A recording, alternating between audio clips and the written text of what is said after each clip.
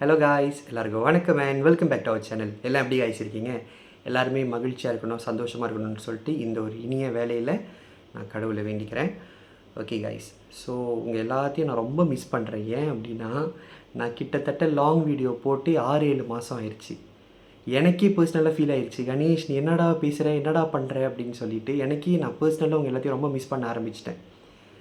ஏன்னா இப்போ வந்து நான் கொஞ்சம் மாதமாக ஷார்ட்ஸ் தான் போட்டுக்கிட்டு இருக்கேன். லாங் வீடியோ செய்கிறதுக்கு எனக்கு டைம் கிடைக்கல அந்த அளவு. அது மட்டும் இல்லாமல் என்னோடய ஃபோனோட ஸ்டோரேஜ் வேறு ரொம்ப ஃபுல்லாகிடுச்சு. ஸோ நான் வந்து கேமராவில் வீடியோ ரெக்கார்ட் பண்ணலைங்க, நான் ஃபோனில் தான் ரெக்கார்ட் பண்ணுறேன். அதனால ஸ்டோரேஜ் ஃபுல்லாகிற காரணத்தினால அந்த ஸ்டோரேஜ்லாம் க்ளியர் பண்ணிவிட்டு நம்ம பேசி அனுப்புவோன்னு சொல்லிவிட்டு நான் வெயிட் பண்ண காலகட்டம் தான் இவ்வளோ தாமதமாயிடுச்சு. சரி, ஓகே, அது ஒரு பக்கம் இருக்கட்டும், அதை பற்றி இப்போ பேச வேணாம். இப்போது இந்த வீடியோவில் ஒரு விஷயத்தை பற்றி நான் உங்கள்கிட்ட ஷேர் பண்ண வந்திருக்கேன். ஷேர் பண்ணோன்னு தோணுச்சு. அதாவது நான் பெங்களூருக்கு எப்படி வந்தேன், நான் இந்தியாவில் எப்படி வந்து மெடிசன் படித்தேன் அப்படின்னு சொல்லிட்டு தான் இந்த வீடியோவில் நம்ம பார்க்க போகிறோம். வாங்க வீடியோக்குள்ளே போகலாம். சரிங்க, உங்களை நிறையா பேர் நினைக்கலாம் நான் வந்துட்டு இந்தியாவில் தான் பிறந்தேன் அப்படின்னு சொல்லிட்டு. இல்லைங்க, நான் வந்து இந்தியன் இல்லை, என்னோடய நேட்டிவ் வந்து மலேசியா. ஸோ நான் வந்து ஒரு மலேசியாவில் தான் பிறந்தேன், மலேசியாவில் தான் வளர்ந்தேன், மலேசியாவில் தான் என்னோடய ஸ்கூல் படிப்பு எல்லாத்தையும் நான் படித்தேன். சரிங்களா? ஸோ மலேசியாவிலேருந்து எப்படி இந்தியாவில், அதாவது குறிப்பாக பெங்களூருக்கு வந்து நான் என்னோடய படிப்பை தொடர்ந்தேன், எப்படி என்னோடய மெடிசன் ஜேர்னியை நான் வந்து இந்தியாவில் கண்டினியூ பண்ணுறேன்னு சொல்லிட்டு தான் இன்றைக்கி இப்போ நம்ம இந்த வீடியோவில் பார்க்க போகிறோம். ஓகே, ஸோ மலேசியாவில் வந்து எஜுகேஷன் சிஸ்டம், அதாவது மலேசியன்ஸ்க்கு தெரியும், இந்தியன்ஸ்க்கு தெரியாது. ஸோ நம்மளோட சப்ஸ்கிரைபரில் பாதி பேர் இந்தியன்ஸ் இருக்கிறனால நான் உங்களுக்காக, இந்தியன்ஸ்க்காக, என்னுடைய அன்பான இந்திய உறவுகளுக்காக மலேசியனோட எஜுகேஷன் சிஸ்டம் எப்படி இருக்கும்னு சொல்லிட்டு கொஞ்சம் ப்ரீஃபாக சொல்கிறேன். கேளுங்களேன். ஓகே, ஸோ மலேசியாவில் நார்மலாக சிஸ்டம்ஸ் எப்படி இருக்கும்னா, யூஸ்வலி பீப்புள் வந்து இப்படி தான் ஃபாலோ பண்ணுவாங்க. சில பேர் வந்து இன்டர்நேஷ்னல் ஸ்கூல் மூலமாக போவாங்க, அது வேறு விஷயம், அது தனிப்பட்ட விஷயம். நான் வந்து எப்படி வந்தேன் அப்படின்னு சொல்லிட்டு நான் சொல்கிறேன். சரிங்களா? ஸோ என்னோடய எஜுகேஷன் சிஸ்டம்லாம் பார்த்தீங்கன்னா, கிண்டர் கார்டன், அதுக்கப்புறம் தடிக்கா, இதெல்லாம் படித்து அதுக்கப்புறம் ப்ரைமரி ஸ்கூல் போனேன். இந்த கிண்டர் கார்டன் தடிக்கா சொல்கிறேன்ல, இதுதான் வந்து எல்கேஜி யூகேஜின்னு சொல்லுவோம் நம்ம இந்தியாவில். கரெக்டுங்களா? அப்போது இந்த கிண்டர் கார்டன் படித்து நான் வந்து 2.5 வயசில் கிண்டர் கார்டன் போனேன். போயிட்டு அங்கே படித்து அதுக்கப்புறம் 2.5 வயசுலேருந்து 6 வயசு வரைக்கும் நான் அந்த எல்கேஜி யூகேஜி தான் படித்தேன். சரிங்களா? அது முடிச்சுட்டு 7 வயசில் நான் ப்ரைமரி ஸ்கூல் போனேன். அதாவது மலேசியாவில் வந்து 3 விதமான பள்ளிகள் இருக்குது, பள்ளிக்கூடங்கள். தமிழ் பள்ளி, சீன பள்ளி, மலாய் பள்ளி. சரிங்களா? அவங்க எல்லாத்துக்கும் தெரியும், மலேசியாவில் தேசிய மொழி, மலேசியாவோட மத லாங்குவேஜ் எதுன்னு கேட்டிங்கன்னா மல்லே. சரிங்களா? மலாய் மொழின்னு தமிழில் சொல்லுவோம். அந்த மலாய் மொழிக்காகவே மலாய் பிள்ளைங்க, அதாவது இஸ்லாம் மதத்தை சேர்ந்த பிள்ளைங்க வந்து அந்த பள்ளிக்கு போவாங்க. சீனர்கள் வந்து சீன பள்ளிக்கு போவாங்க, நம்ம தமிழர்கள் வந்து தமிழ் பள்ளிக்கு போவோம். ஸோ நான் வந்து ஒரு தமிழ் குடும்பத்தை சேர்ந்த மகன் அப்படின்றனால என்னோடய அம்மா அப்பா என்னை தமிழ் பள்ளிக்கு அனுப்புனாங்க. இந்த இடத்துல நான் மரியாதை கொடுத்து சொல்ல வேண்டிய விஷயம் ஏன் அப்படின்னா, என்னை இவ்வளோ தூரம் ஆளாக்குனது, என்னை இவ்வளோ தூரம் ஒழுக்கமானவனாகவும் பண்புடையவனாகவும் ஆக்குன அடித்தளம், அதாவது என்னோடய லைஃப்பில் அந்த பேஸ்மெண்ட் போட்டது என்னுடைய ஆரம்ப பள்ளி. அந்த ஆரம்ப பள்ளி பேரை சொல்கிறதுக்கு நான் ரொம்ப ரொம்ப பெருமைப்படுறேன். நான் படித்த தமிழ் பள்ளி பார்த்திங்கன்னா தேசிய வகை தெலுக் டத்தோ தமிழ் பள்ளி, பந்திங். சரிங்களா? எஸ்ஜேகேடி தமிழ் தெலுடத்தோ அப்படின்னு நம்ம சொல்லுவோம். அந்த பள்ளியில் தான் நான் படித்தேன். படித்து முடித்த பிறகு 7 வயசுலேருந்து 12 வயசு வரைக்கும் அங்கே தான் படித்தேன். ஸோ இப்போ வந்து ஃபர்ஸ்ட் ஸ்டாண்டர்ட், செகண்ட் ஸ்டாண்டர்ட் சொல்கிறோம்ல, அந்த மாதிரி ஃபர்ஸ்ட் ஸ்டாண்டர்ட்லேருந்து 6th ஸ்டாண்டர்ட் வரைக்கும் நான் என்னுடைய ஆரம்ப பள்ளியில் படித்தேன். அதுக்கப்புறம் இந்தியாவில் வந்து நீங்கள் 7th ஸ்டாண்டர்ட்னு சொல்லுவீங்க, ஆனால் எங்களுக்கு வந்து அந்த 6th ஸ்டாண்டர்டோட அந்த ஸ்டாண்டர்ட் அப்படின்ற பேர் முடிஞ்சிடும். அதுக்கப்புறம் நாங்கள் இடைநிலை பள்ளிக்கு போவோம், விச் இஸ் செகண்டரி ஸ்கூல். அந்த செகண்டரி ஸ்கூல் போனதுக்கப்புறம் எங்களுக்கு நாங்கள் என்ன பேர் எங்களோட எஜுகேஷன் லெவலுக்கு வருவோன்னா Form 1, Form 2, Form 3, Form 4, Form 5. சரிங்களா? Form 6ன்னு ஒன்று இருக்குது. அது வந்துட்டு Form 5 முடித்து கண்டினியூ பண்ணுறதா இருந்தால் பண்ணலாம், இல்லைன்னா நம்ம டைரெக்டாக யூனிவர்சிட்டி கூட போகலாம். ஸோ நான் வந்து என்னுடைய இடைநிலை பள்ளியான எஸ்எம்கே மெத்தடிஸ் தெலுடத்தோ, சரிங்களா, மெத்தடிஸ் இடைநிலை பள்ளியில் நான் படித்தேன். ஸோ 13 வயசுலேருந்து 17 வயசு வரைக்கும் படித்தேன். நான் வந்து யூபிஎஸ்ஆர் தேர்வும் எழுதினேன், PT3 தேர்வும் எழுதினேன், அதுக்கப்புறம் SPM தேர்வும் எழுதினேன். SPM தேர்வு வந்து 10th எக்ஸாம் மாதிரி, இந்தியாவில் 10th எக்ஸாம் மாதிரி கவர்மெண்ட் எக்ஸாம். அது பாஸ் பண்ணால் தான் நீங்கள் வந்து யூனிவர்சிட்டிஸ்க்கு போக முடியும். மெஜாரிட்டி ஆஃப் யூனிவர்சிட்டிஸ் வந்து அந்த ரிக்குவயர்மெண்ட் வச்சுருப்பாங்க, சரிங்களா? அப்போது நான் அந்த SPM தேர்வை எழுதுகிறேன். 2020 எழுதுகிறேன். 2020 என்னோடய தாத்தா இறந்துட்டார். என்னோடய தாத்தா 8ஆம் மாதம் இறந்தார். நான் அடுத்த வருஷம் 3ஆம் மாதம் என்னோடய SPM தேர்வை எழுதினேன். எழுதி ஓரளவு நல்ல மார்க் எடுத்தேன், சரிங்களா? நல்ல மார்க் எடுத்து அதுக்கப்புறம் என்னோடய ஆசை என்னன்னா, ஒரு மருத்துவர் ஆகணும், ஒரு டாக்டர் ஆகணும் அப்படின்னு சொல்லிட்டு சின்ன வயசுலேருந்து யாரும் எனக்கு சொல்லி கொடுக்கல. என்னோடய பேரண்ட்ஸ் என்னை ஃபோர்ஸ் பண்ணல, நீ இதுக்கு தான் படிக்கணும்னு சொல்லிவிட்டு யாரும் என்னை வற்புறுத்தலை. நானே ஆரம்ப பள்ளியிலேயே முடிவெடுத்துட்டேன், என்னோடய அம்பிஷன் வந்து டாக்டர். என்னோடய எதிர்கால ஆசை வந்து ஒரு நல்ல மருத்துவர் ஆகணும்னு சொல்லிட்டு. ஸோ அதை நோக்கி என்னோடய ரிசர்ச், அதை நோக்கி என்னுடைய ஆய்வுகளை தொடர்ந்தேன். அதாவது எப்போனா இந்த SP முடிச்சுட்டு. ஸோ உண்மையானுமே நம்ம முடிவெடுத்த இந்த மருத்துவர் அப்படின்ற இந்த இந்த வேலைன்னு சொல்ல முடியாது, அது வந்து ஒரு வரம் தான் நான் சொல்லுவேன், சரிங்களா? அப்போ இந்த டாக்டர் படிப்பு அப்படின்றது நம்ம தேர்ந்தெடுத்தது நல்லதா, நம்மளால் முடியுமா? ஏன்னா டாக்டர் படிப்புன்றது டிகிரி நீங்கள் MBBSக்கு 5 வருஷம் செஞ்சாகணும். 5 வருஷம். இந்த 5 வருஷமும் பல்ல கடிச்சிக்கிட்டு வெற்றியோ தோல்வியோ நல்லதோ கெட்டதோ மேடோ பள்ளமோ இது எல்லாத்தையுமே சமநிலையாக அறிந்து கொண்டு தான் நம்ம செய்ய முடியும், சரிங்களா?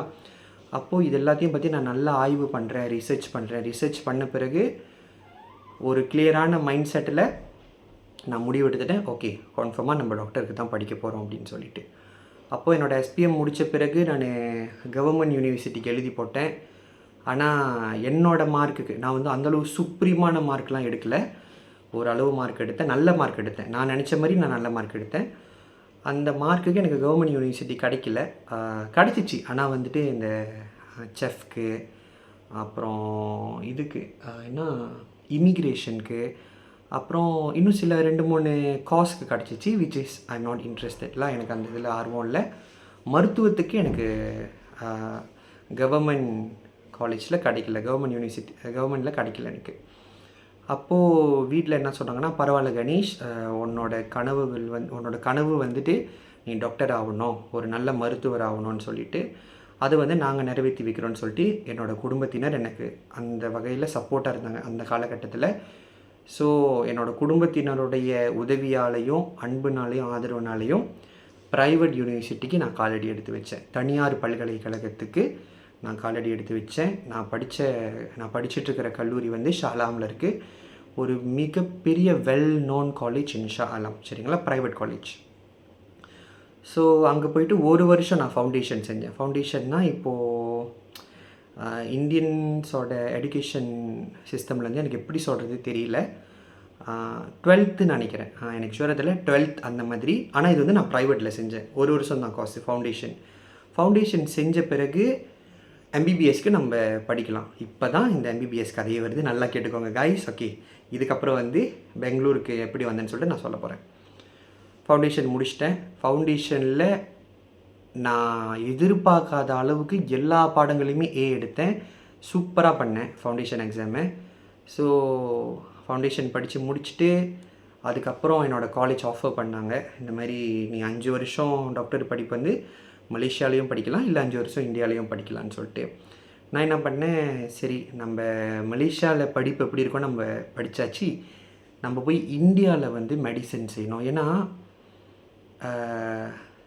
இங்கே வந்து ஒரு ஃப்ரேஸ் இருக்குது, ஒரு வார்த்தை இருக்குது, என்னென்னு கேட்டிங்கன்னா, மெடிசன்னாலே இந்தியா தான், மருத்துவம்னாலே இந்தியா தான். ஏன்னா அந்த மருத்துவத்தோட quality in India is very good. The quality of medicine in India is very குட்னு சொல்லிட்டு எல்லாருக்குமே தெரியுங்க மலேசியாவில்.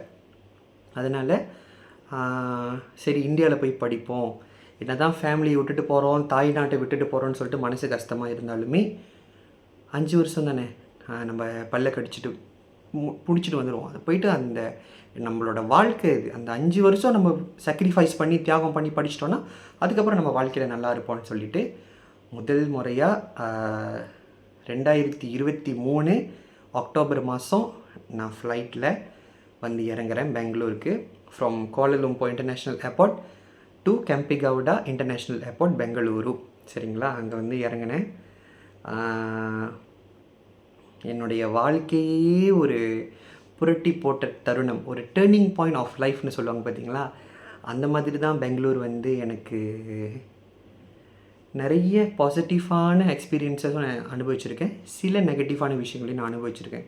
ஓகேங்களா, என்னோடய வாழ்க்கையில் மறக்க முடியாத தருணம் அப்படின்னு என்ன கேட்டிங்கன்னா, பெங்களூரில் நான் வாழ்ந்த வாழ்க்கை தான். பெங்களூரில் நான் இருந்த தருணம் தான் என்னால் மறக்கவே முடியாத தருணம். ஸோ அப்படி நான் பெங்களூருக்கு வரேன். பெங்களூருக்கு வந்து ஃபர்ஸ்ட் இயர் ஆஃப் MBBS படிக்கிறேன். என்னோடய டிகிரியோட லைஃப் நல்லபடியாக போயிட்டு இருந்துச்சு. அதுக்கப்புறம் ஃபர்ஸ்ட் இயர் முடிச்சுட்டு செகண்ட் இயருக்கும் வந்தேன். வந்து அங்கேயும் நல்லா படித்தேன். எனக்கு நிறைய ஃப்ரெண்ட்ஸ் கிடச்சாங்க பெங்களூரில். காலேஜ் உள்ளுக்கும் என்னோடய கலீக்ஸும் எனக்கு ஃப்ரெண்டாக இருந்தாங்க. அதை தவிர வெளியே அங்கே உள்ள மக்கள், என்னை சுற்றி இருந்த லோக்கல் பீப்புள் கூட எனக்கு ரொம்ப அவங்க வீட்டு பிள்ளையாக நினச்சி எனக்கு சாப்பாடு கொடுக்கறது, என் கூட டைம் ஸ்பெண்ட் பண்ணுறது, எனக்கு ஏதாவது ஒரு விஷயம்னா வெளியே கூட்டிகிட்டு போகிறது, இது வாங்கி கொடுக்கறது, அதெல்லாம் சொல்லிட்டு நிறைய பேர் பண்ணாங்க. அதனால் எனக்கு எப்படி இருந்துச்சுன்னா, பெங்களூர் வந்து நான் இன்னொரு இடமா பார்க்கல, அதாவது இன்னொரு கண்ட்ரியாக பார்க்கல, என்னோட இன்னொரு அம்மா மாதிரி தான் நான் பார்க்குறேன். ஓகேங்களா, மலேசியா வந்து என்னோடய தாய்நாடுனா, பெங்களூர் வந்துட்டு எனக்கு இன்னொரு தாய்நாடு மாதிரி தான் நான் பார்க்குறேன். ஏன்னா எனக்கு அவ்வளோ பிடிக்கும் பெங்களூரை, நான் அவ்வளோ லவ் பண்ணுவேன் பெங்களூரை, எனக்கு ரொம்ப பிடிச்சிருந்துச்சி. சரிங்களா, ஏன்னா அதான் சொன்னேன்னே, என்னோடய வாழ்க்கையில் டேர்னிங் பாயிண்ட் அப்படின்னா பெங்களூர் தான். ஸோ அங்கே போய் பெங்களூரில் போயிட்டு 2 வருஷம் மருத்துவ படிப்பு பயின்றேன். ப்ரீ கிளினிக்கல் இயர்ஸ்னு சொல்லுவாங்க. படிச்சுட்டு நான் திரும்ப என்னோடய கிளினிக்கல் இயர் 3, இயர் 4, இயர் 5க்கு திரும்ப நான் மலேசியாவுக்கு வந்துட்டேன். ஸோ இப்படி தாங்க நான் பெங்களூருக்கு வந்தேன். இதை பற்றி எதுவும் கேள்விகள் இருந்துச்சுன்னா நீங்கள் தாராளமாக கேட்கலாம். ஸோ இதுக்கப்புறம் வரக்கூடிய வீடியோவில் வந்து நான் வந்துட்டு பெங்களூரில் என்னென்ன பாசிட்டிவ் இன்சிடென்ட் நடந்துச்சு, என்னென்ன நெகட்டிவ் இன்சிடென்ட்டும் நடந்துச்சு, என்னென்ன பாடங்களை நான் கற்றுக்கிட்டேன், நான் உடஞ்சி உட்காந்து தரணுன்றது பெங்களூரில் இருக்குது. ஸோ அதை பற்றியும் நான் உங்கள்கிட்ட ஷேர் பண்ணுறேன். ஆஹா ஓஹோன்னு துள்ளி குதித்து சந்தோஷமாக ஆடின தருணங்களும் இருக்குது, அதுவும் நான் உங்கள்கிட்ட ஷேர் பண்ணுறேன். ஸோ இவ்வளோ தான் கைஸ், இப்படி தான் நான் பெங்களூருக்கு வந்தேன். பெங்களூரில் படித்தேன். நிறைய உறவுகள், அன்பான உறவுகளை என் அன்பால் நான் சம்பாதிச்சேன். இன்ன வரைக்கும் அவங்களாம் எனக்கு காண்டாக்டில் இருக்காங்க. ஸோ ரொம்ப சந்தோஷம். அவ்வளோதான் கைஸ், நன்றி வணக்கம். அடுத்த வீடியோவில் சந்திப்போம். பாய். கண்டிப்பாக நம்ம சேனலை சப்ஸ்கிரைப் பண்ணிடுங்க, பெல் பட்டனை கிளிக் பண்ணிடுங்க. இந்த வீடியோ பிடிச்சிச்சுன்னா ஒரு லைக் கொடுத்துருங்க. ஸோ நான் வந்து அதை படித்து தெரிஞ்சுக்கிறேன். Okay, bye guys.